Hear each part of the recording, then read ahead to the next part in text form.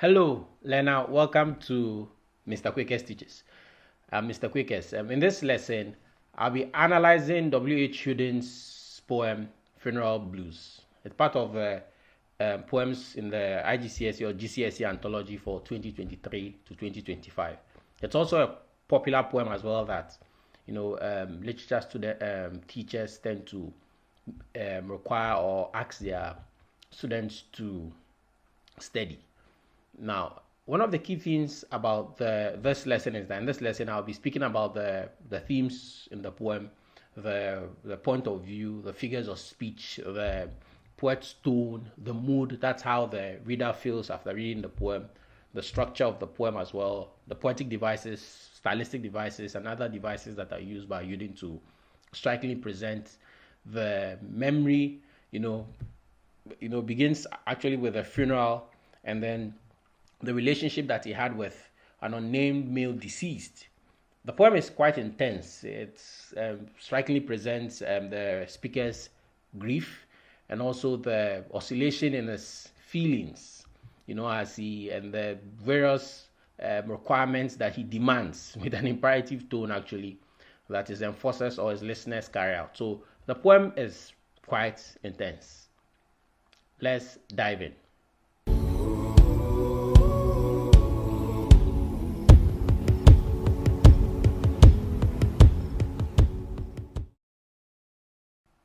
Now, let me begin by speaking about the poet W.H. Auden. His full name actually is Winston Hugh Auden. He was born on the 21st of February 1907 and died on the 29th of September 1973.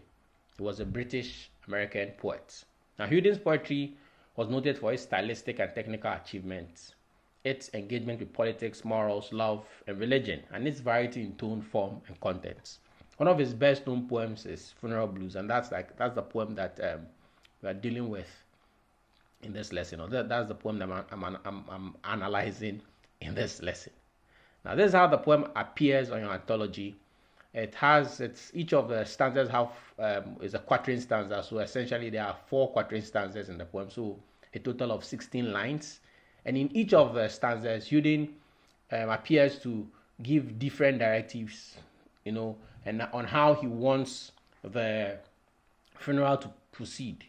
In the first stanza, he asks for silence, a silent mourning, kind of mourning. And then the second, he asks for a more public display of sorrow, publication of the death of the deceased. And the third stanza, he speaks about the relationship that he had with the deceased. And the final stanza is quite, shocking. It shows the speaker's anguish, and it comes across as quite fatalistic and as somebody who wants everything to end. That's like the ideas that are presented in each of the stanzas. Now, let me begin the analysis itself by reading the poem Funeral Blues by W.H. Auden. Stop all the clocks. Cut off the telephone. Prevent the dog from barking with a juicy bone. Silence the pianos, and with muffled drum, bring out the coffin. Let the mourners come. Let aeroplanes circle morning overhead, scribbling on the sky the message, he is dead. Put crib bows round the white necks of the public doves. Let the traffic policemen wear black cotton gloves.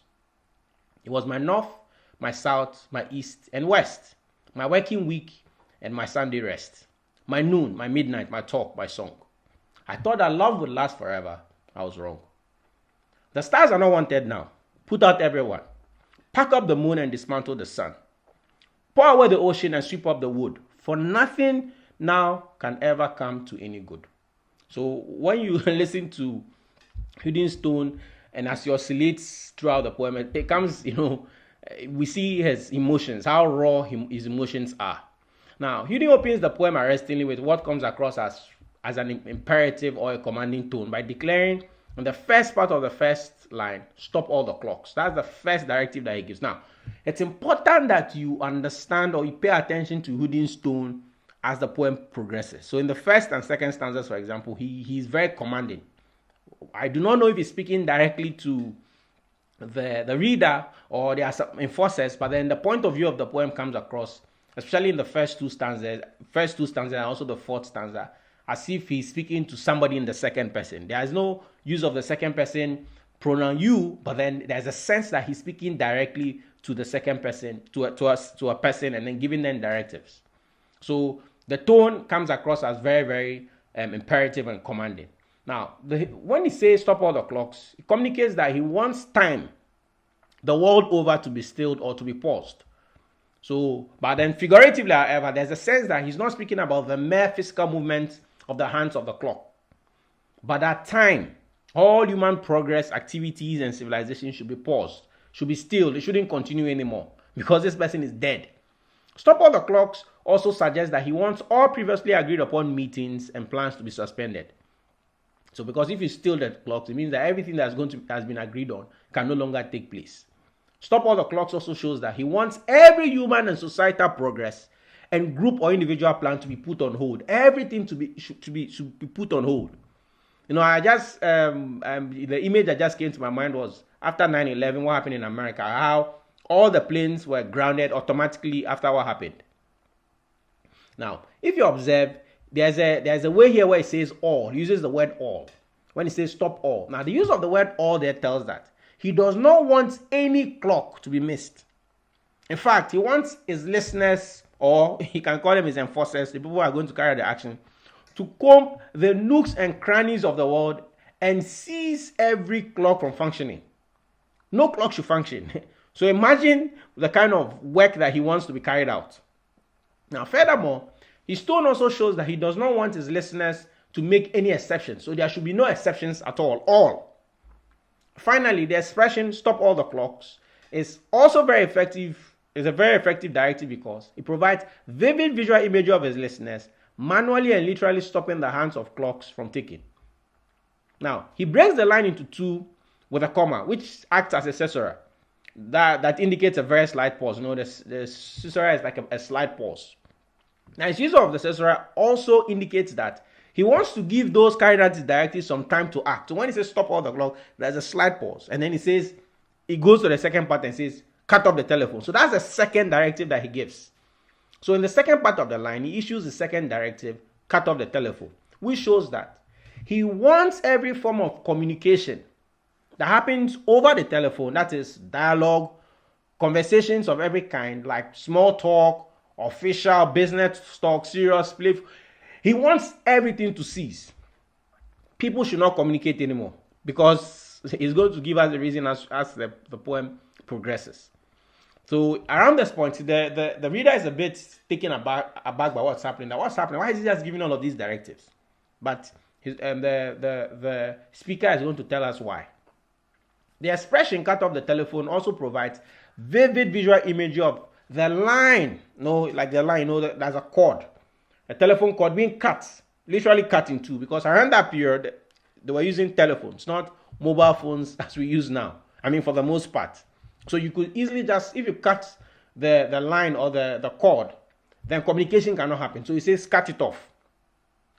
Finally, telephone tells that the poem was written when people used fixed telephone lines. I've made an allusion to that already.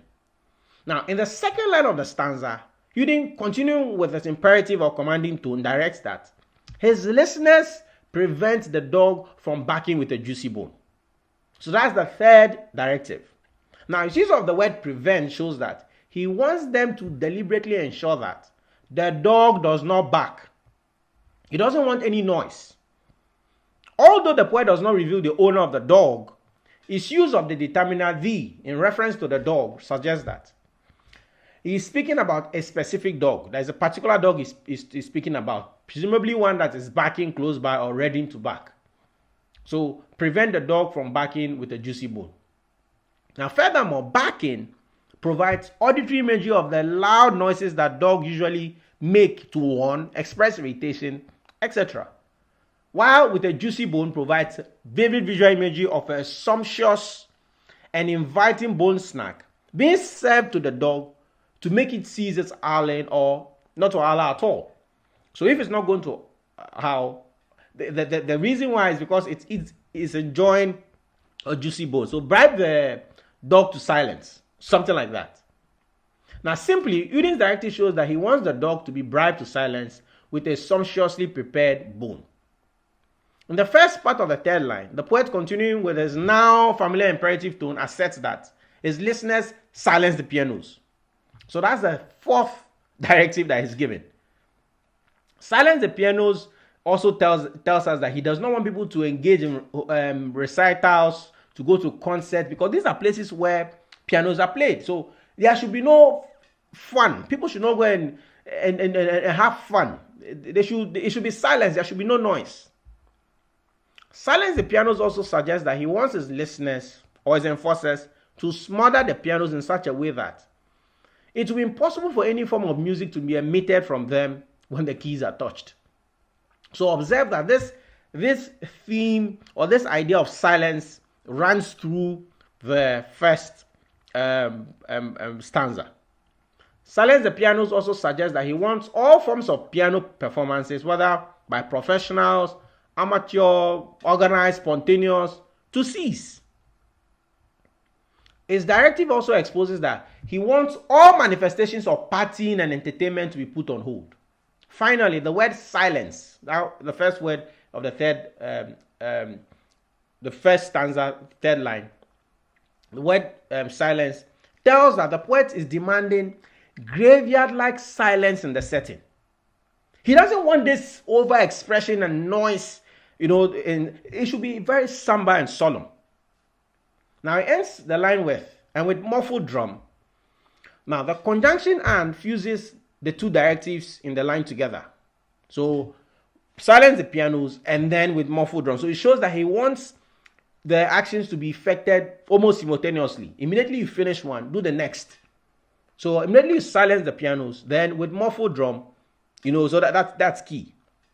Now, with muffled drum suggests that he wants the singular drum, observe the use of the singular there, drum, to be deliberately fretted or tethered with drum muffler so that it will not emit any sound, or it will only emit muffled sound when it is struck. So observe that the idea again, this idea of silence. So in fact, if you're given a question to write on this essay on this poem, for example, and you're writing an essay, you can speak about what happens, the demands that he makes in the first stanza. And then there's an IGCSE style essay as well that is part of the course. So I advise that you listen to it as well to help you engage, how to go about this the question that you'll be asked in funeral blues. Also, his instruction that the single drum be muffled shows that he knows that no matter how fiercely the muffled drum is hit, it will only emit faint sounds that will add to the somberness of the setting. So he wants the setting to be somber. So silence so that there's this sense of somberness, no noise and excessive wailings and whatnot. Finally, muffled shows that he wants them, and that's his emphasis, to stuff the drums with a drum muffler. So you see, silence the pianos and with muffled drums as well. Now, AUDEN continues into the last line of the stanza with enjambment. So we see that in the flow of words from the third line of the first stanza to the fourth line of the first stanza. You see, there's no pause; it just flows. So with muffled drums, bring out the coffin. Now, in the first part of the line, that's the fourth line, he directs his listeners to bring out the coffin. So this is the first indication. The first indication that there has been a death. So we see that in this instance, while he gives his directive, the directive is to bring out the coffin. Now, his directive shows that he wants the funeral service to begin, presumably because maybe he's the one that's in charge of the funeral. So he wants it to begin because his mention of the word coffin is the first indication that there has been a death. So somebody is dead. Bring out the coffin also shows that he has judged that everything has been readied for the funeral to begin. So the clocks have been stopped, the telephone has been cut, the dog has been prevented from barking, the pianos has been silenced, there's a muffled drum that is playing. Now the coffin can come out. Now bring out the coffin also shows that the poet wants the casket, which is a synonym for coffin, to be brought out and displayed. So he wants the funeral to begin in earnest. Now then, After a comma, we see a comma that serves as a short pause in the middle of the line. He demands, let the mourners come, in the second part of the line. Let the mourners come. So this suggests that he wants all impediments, everything that is going to serve as an obstacle to the easy arrival of the mourners, to be removed. Let the mourners come. Let the mourners come also communicates that every other arrangement has been perfected for the funeral to take place. So the mourners should be allowed to arrive. Now they can come in. Everything has been well coordinated, orchestrated. Now they can come in. Finally, let the mourners come sounds like an open invitation that everyone is invited. Everybody can come to the funeral. Those who knew the deceased, family, friends, and acquaintances, and those who did not, sympathizers and the general public. Everyone can come to the funeral. Hello, learner. I hope you've enjoyed the lesson so far. This is a sample video analysis of this poem. To access the full analysis, purchase it or the entire course with detailed analysis of all the 15 poems, the elements of literature in each poem, and IGCSE style questions, both passage-based and general. There are also A-star quality sample essays as well at mrquickesteaches.com.